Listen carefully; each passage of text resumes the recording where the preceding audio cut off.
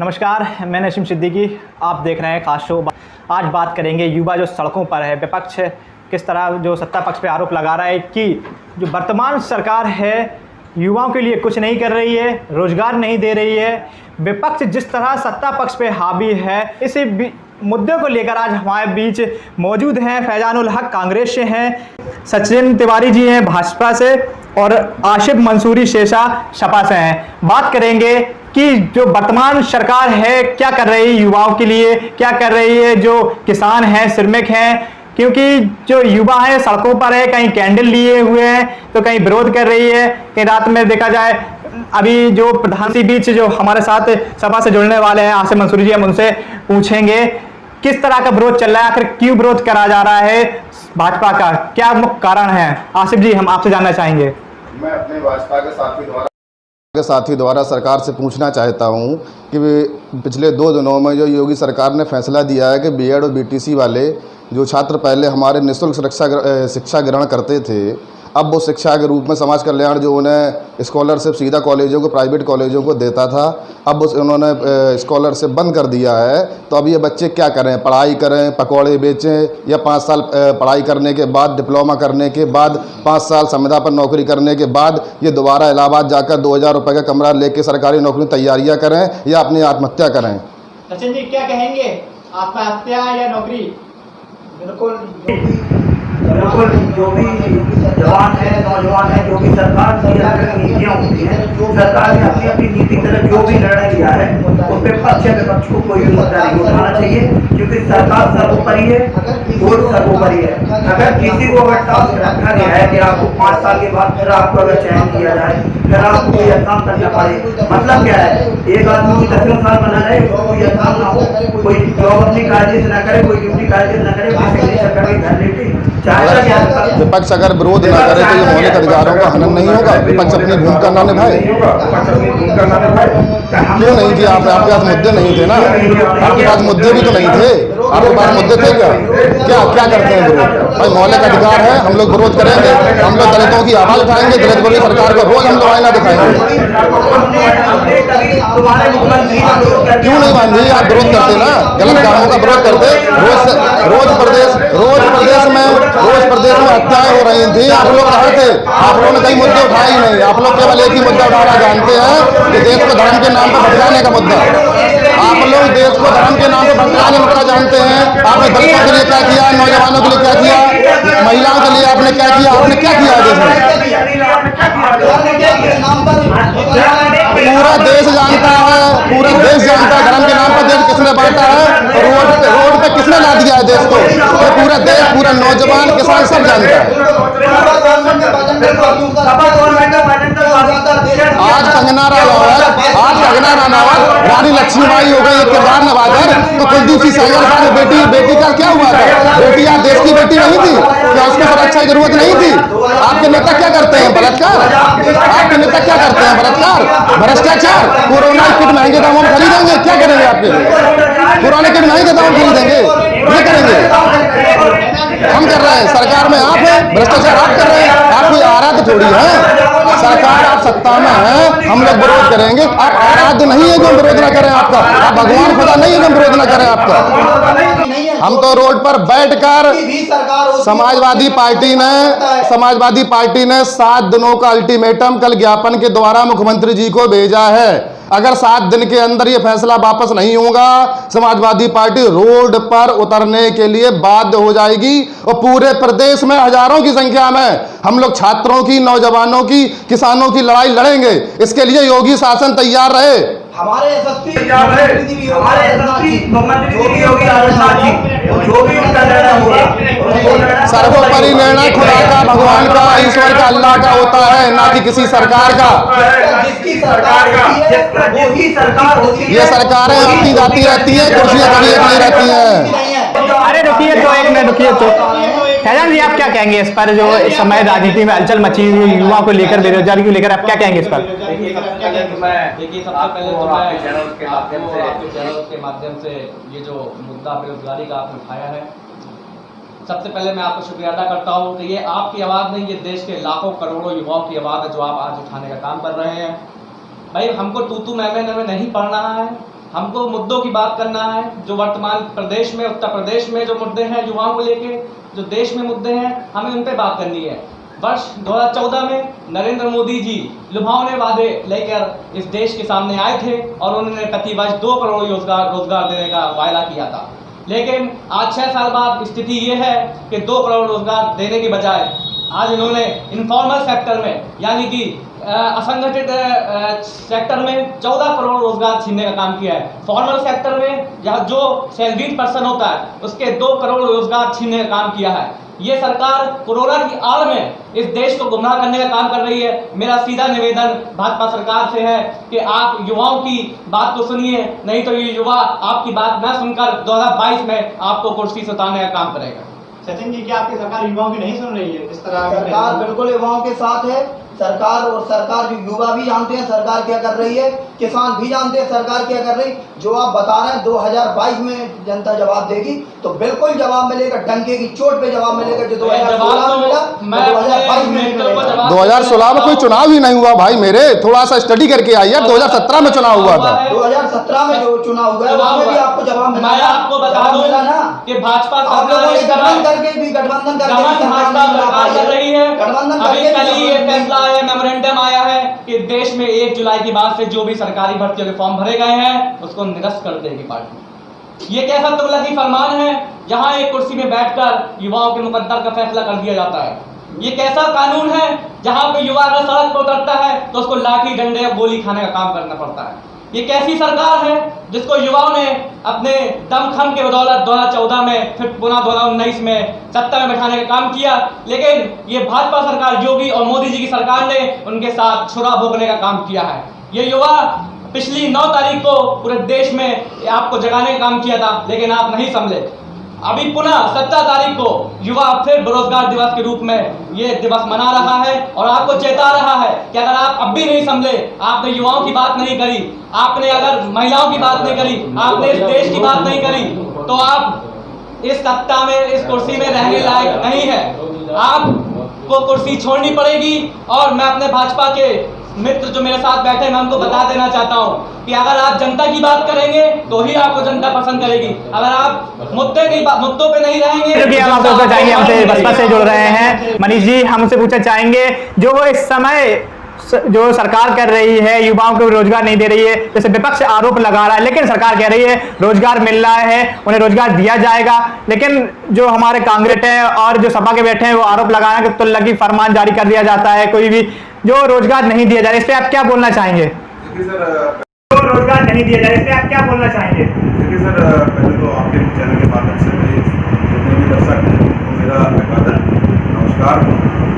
रही बात रोजगार की, तो रोजगार सर आज वर्तमान समय में स्थितियां ये हो गई हैं कि गधे के सामने डंडी, उसके सर पे डंडी बांधकर उसके सामने केला या कोई भी फल लटका दिया जाता है, तो बस केवल उसका प्रयास ये रहता है कि मैं फल तक कैसे पहुंचूं, लेकिन कभी उसको फल की प्राप्ति नहीं होती है।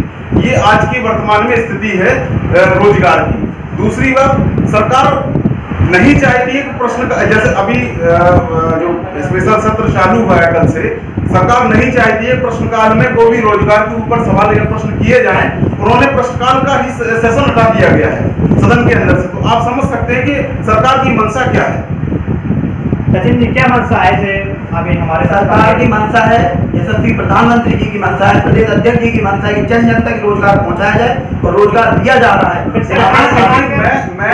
अपने साथ दीजिए, बीच में परेशान मत कीजिए, पूरी बात बोलने दीजिए। मैं किसी की बात नहीं बोलता जी। कौन कह रहा है? आप 10 युवाओं को लाइए, 10 युवा बोले में रोजगार नहीं है। अगर आप जिस श्रेणी में होंगे तभी तो आपको मैं आपको एक आंकड़ा बताना चाहूंगा। आपने बात करी कि CMEI का आंकड़ा है कि हर शहरों में, पूरे भारतवर्ष के हर प्रत्येक शहर में हर 10 में से 1 व्यक्ति बेरोजगार है। तो आप कैसे कह सकते हैं कि 10 लोगों को बुला के आप क्या बोलते हैं, उनको टेस्ट करेंगे कि आप बेरोजगार हैं, रोजगार नहीं। भाई आप आंकड़ों की बात करते हैं कि आप अपने मन में जो आपके आता है आप उसकी बात करते हैं। आप आंकड़ों की बात करेंगे कि आपको जो समझ में आएगा आप उसको वो आंकड़े बना देंगे। अरे आपने तो बेरोजगारी पे आंकड़े देना बंद कर दिए। ये सरकार की मंशा कहीं ना कहीं इस देश को गुमराह करने की है, नाकाम करने की है। आशिफ जी, आप क्या बोलेंगे इस पर? मंशा क्या है सरकार की, जिस तरह बताया प्रश्न का लगा दिया? सरकार की मंशा ये है कि शिक्षा ही सवालों को पैदा करती है, क्रांति को पैदा करती है। दलितों को, वंचितों को, शोषितों को शिक्षा से दूर रखा जाए, इसलिए इस प्रकार के कानून कि समाज कल्याण स्कॉलरशिप देना बंद कर दे, बीएड बीटीसी में एडमिशन ना हो पाए, बच्चे पढ़ ना पाएँ और किसी कीमत पे अपना घर मकान किसान का बेटा बेच के अगर बीएड बीटीसी करके मास्टर 5 साल संविदा पर नौकरी करेगा, अगर उसको सही रूप से अधिकारियों ने जांच नहीं की, उसको बाहर निकालने का काम किया है, तो उसके पास केवल 2 ही ऑप्शन बचेंगे, या तो वो आत्महत्या कर ले या पकौड़े बेच ले या खेतों पर गाय को रखा है, कुछ नहीं करे। सचिन जी पकौड़े बेच कर देश चलेगा। पकौड़े बेच कर देश नहीं चलता, लेकिन पकौड़ों को भगा कर देश चलता है। पकौड़ों को बेच कर देश नहीं चलता, पकौड़ों को भगा कर देश चलता है। तो क्या चलता है? नाले की गैस से चाय बनाकर देश चलता है। नाले की गैस से चाय बनाकर देश चलता है। नाले की गैस से बनती थी, नाले की गैस से चाय बनती थी। नहीं, मुझे पता नहीं, आप बता दीजिए। और मेरे भाई हैं, बता दीजिए।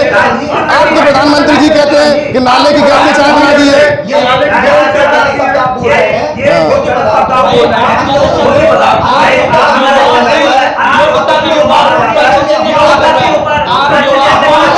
बिल्कुल हम मानत नहीं कर रहे हैं, मुद्दों पर बात कर लीजिए। आप क्या मानत कर रहे हैं? बस अपनी राजनीति बता रहे हैं, अपनी राजनीति कर रहे हैं, धर्म की राजनीति, बिगाड़ने की राजनीति।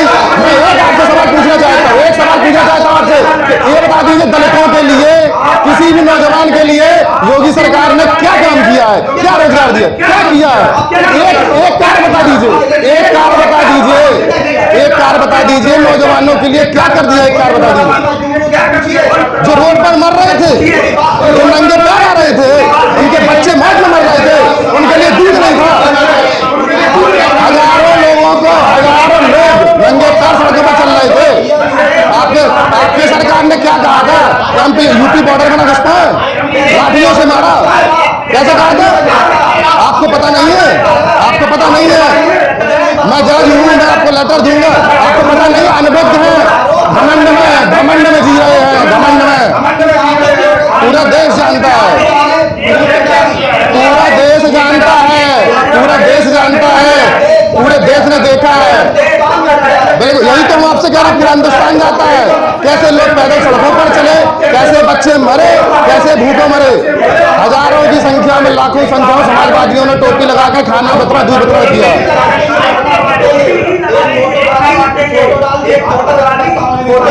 भाजपा कार्यकर्ताओं ने क्या किया है ना, भाजपा कार्यकर्ताओं ने किया है, देश को बांटने का काम किया है, बेरोजगार बनाने का काम किया है भाजपा कार्यकर्ताओं ने।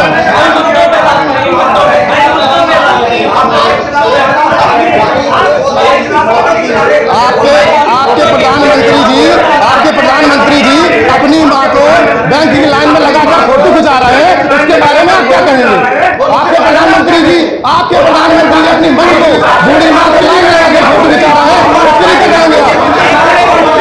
उसकी माँ को फोटो खिंचाएंगे,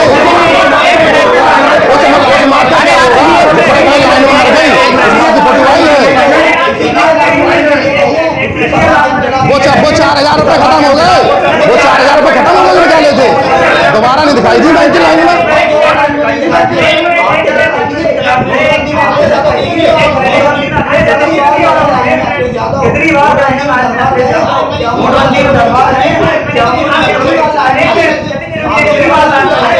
जबरदस्ती का हुआ नहीं बनाया है, आपके पास मुद्दों का जवाब नहीं है।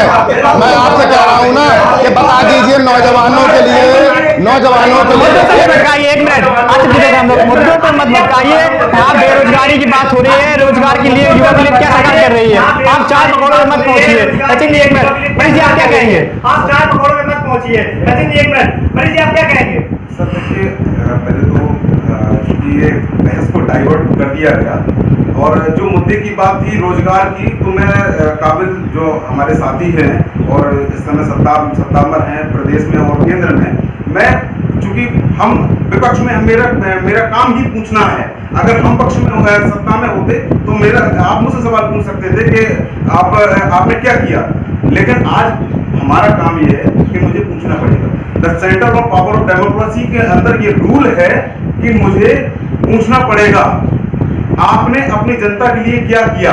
आपने अपने युवाओं के लिए जिनको टारगेट करके जिसको हम लोग बोलते हैं, जब इलेक्शन आता है तो हम इसको बोलते हैं कि 10% वे बोर्ड है, उस वे बोर्ड के लिए आपने क्या किया? मैं पूछना चाहता हूं कि आपके पास अभी कोई ऐसा डेटा है जिससे ये मालूम चल सके, और ऑथेंटिक डेटा की बात कर रहा हूँ, वर्बली डेटा की बात नहीं कर रहा हूँ, मैं साथी से अपने प्रश्न पूछ रहा हूँ कि ऑथेंटिक डेटा है आपके पास कोई, कि आपके पास कोई ऐसा डेटा हो जिससे आपको मालूम हो कि कितने लोग इस लॉकडाउन में बेरोजगार हो गए? Number of peoples, how many number of peoples are unemployed in this lockdown? मैं पूछना चाहता हूं मेरे मित्र से, क्या आपके पास कोई डेटा है? दूसरा, बात रोजगार की हो रही है।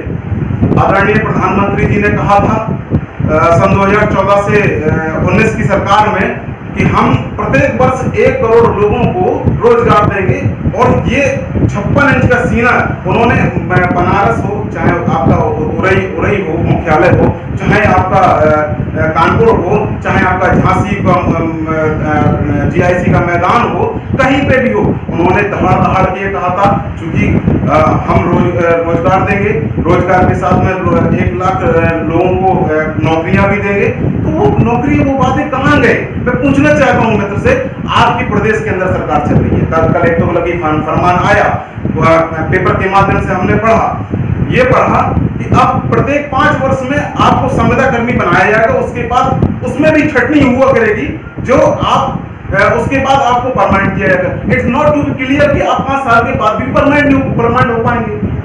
फिर अगर सपोज दैट आप इस चीज को समझिए, थोड़ा सा इस चीज को बारीकी से समझिए कि अगर एक व्यक्ति की उम्र 35 साल, शेड्यूल कास्ट की, चूंकि मैं शेड्यूल कास्ट से रिप्रेजेंट करता हूँ, मैं बहुजन समाज पार्टी का वर्कर हूँ, और मैं मुखालफत भी अपने शेड्यूल कास्ट या शेड्यूल टाइप या बैकवर्ड और जो अनुसूचित पीड़ित वर्ग हैं, और जो अपर क्लास में जो भी पीड़ित वर्ग, उनकी बात करूंगा। तो आप समझिए कि कोई व्यक्ति 30 साल का हो गया, और जब वो संविदा कर्मी 5 साल रहा, उसके बाद क्या वो फार्म डालने के लिए एप्लीकेंट हुआ? क्या आप बताइए ना इस चीज को। बहुत जो फरमान आया है, इस फरमान के बारे में जैसे विपक्ष के लोग आरोप लगा रहे हैं, कई उदाहरण दे रहे हैं, सटीक उदाहरण दे रहे हैं, इस पर क्या कहेंगे? क्या ये जो आपने फैसला लिया है, आपकी सरकार ने फैसला लिया है, ये तो लकी फरमान जारी किया है, ये गलत है? इस पर आप क्या कहना चाहेंगे? सच में आप क्या कहना चाहेंगे? बिल्कुल सही है, सही है, इसमें सही क्या है? बोलने दीजिए, पूरी बात बात बोलने दीजिए जी, बिल्कुल आप अपनी बात रखिए। आप क्या चाहते हैं, गधे के गले में हीरो का मोतियों का हार बांध दें? एक बार तुम्हारी नौकरी का ठप्पा लग गया तो तुम आके जब आप ये बात बोलकर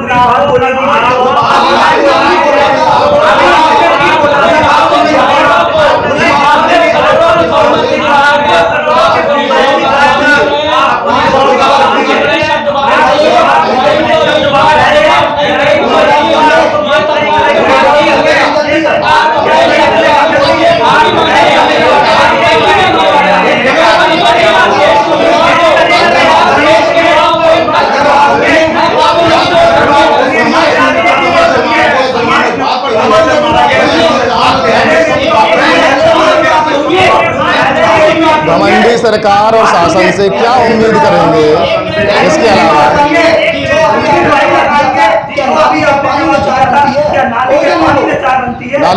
नाली का पानी भोजन है, नाली का पानी भोजन है, नाली का पानी भोजन है। आज ये नया तरीका आ गया है कि नाली का पानी भोजन हो गया है, और देश इसी कगार पर है कि नाली का पानी उसके लिए भोजन होगा। नाली का पानी भोजन है।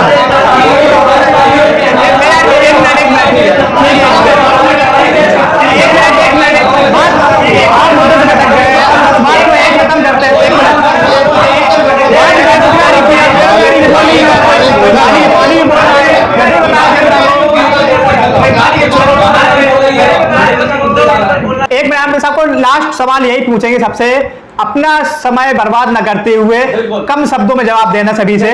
जी फैजान जी बताइए। उत्तर प्रदेश 21 करोड़ की आबादी का प्रदेश है जी। ये देश में सबसे विशाल प्रदेश जनसंख्या के हिसाब से है, लेकिन आज भी एक आंकड़ों के हिसाब से 5 करोड़ युवा अपने रोजगार के लिए, अपना घर चलाने के लिए, अपने जीवन के भविष्य को संभालने के लिए दर दर की ठोकर खाता फिर रहा है।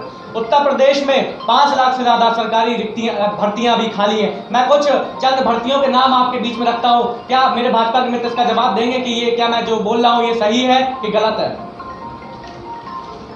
59,000 शिक्षक भर्ती जो 2018 से आज तक लंबित है। जूनियर असिस्टेंट की 2016 की जो आज तक इसका कोई अता पता रूपरेखा आज तक तैयार नहीं हुई है। LT ग्रेड की लेक्चर ट्रेनिंग की 2017 की आज भी लंबित पड़ी है। NTPC जो सेंट्रल की एक भर्ती है जो आज भी सरकार इस पर जवाब देने को तैयार नहीं है। लेखपाल की, और मैं आपको बता दूं पूरे भारत में एम्स एक ऐसा संस्थान है जहां पे पूरे देश भर का आदमी अच्छी सुविधा, अच्छी इलाज के लिए जाता है, लेकिन वहां भी अफसोस इस सरकार के इस सरकार के रक्षा में 20,000 पद आज भी डॉक्टर के खाली है। आप समझ सकते हैं इस कोरोना काल में जहां एम्स जैसे अस्पताल में 20,000 पद खाली हो तो इस देश की चिकित्सा व्यवस्था किस तरीके की होगी। मैं आपको बता देना चाहता हूं देश में 40 केंद्रीय विश्वविद्यालय हैं जहां आज भी 5,000 से ज़्यादा रिक्तियां खाली पड़ी हैं। मैं आपको और बताना चाहता हूं प्राइमरी पूरे देश भर में आज डेट में 28 लाख से ज़्यादा सरकारी भर्तियां खाली हैं, लेकिन ये सरकार सिर्फ कंगना रनौत, रिया चक्रवर्ती, पाकिस्तान इस मुद्दों से उठाकर हमारे देश के युवाओं को बरलाने का काम कर रही है। हम एक विपक्ष होने के नाते, एक जिम्मेदार विपक्ष होने के नाते ये सवाल सरकार से बार बार करते हैं कि आप युवाओं पे बोलिए, आप युवाओं के मुद्दे उठाइए।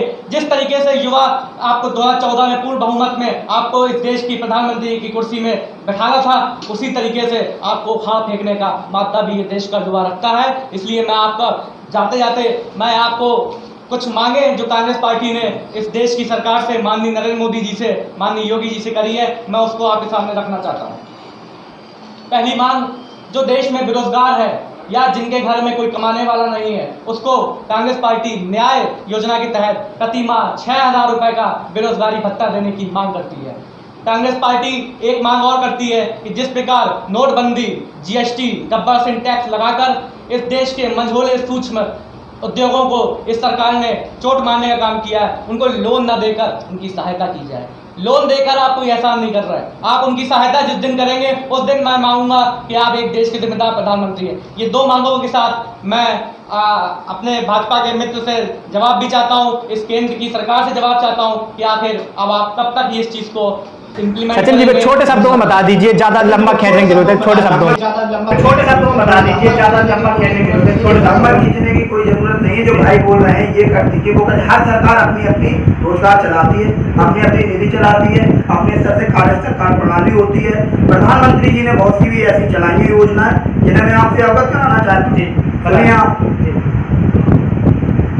प्रधानमंत्री सुकन्या योजना, प्रधानमंत्री जनधन योजना, पूछिए उन लोगों से जिनके हर माह खाते में 500 रुपए, 1,000 रुपए आ रहे हैं। भाई अगर पूरी बात बोलने दीजिए, मैं नहीं बोला। एक लाइन बोलना चाहूंगा, अगर आपकी इतनी अच्छी योजनाएं हैं तो इस देश में उथल पुथल क्यों मची? लोग सड़कों पे अगर आपकी योजनाएं, एक मिनट मुझे एक लाइन और बोलने दीजिए, अगर इतनी अच्छी योजनाएं आपकी क्रियान्वित हो रही है जिले स्तर पे, ग्राम स्तर पे, तो ये सरकार के खिलाफ लोगों का गुस्सा क्यों है? अगर गुस्सा है तो इसलिए आपकी मांगे जनता की नब्ज नहीं पकड़ पा रहे हैं, इसलिए जनता आपका विरोध करने के लिए सबको बहुत अच्छा। सचिन जी बताइए, नब्ज आप लोगों ने भी पकड़ी थी, इसीलिए आप लोग परास्त हो गए।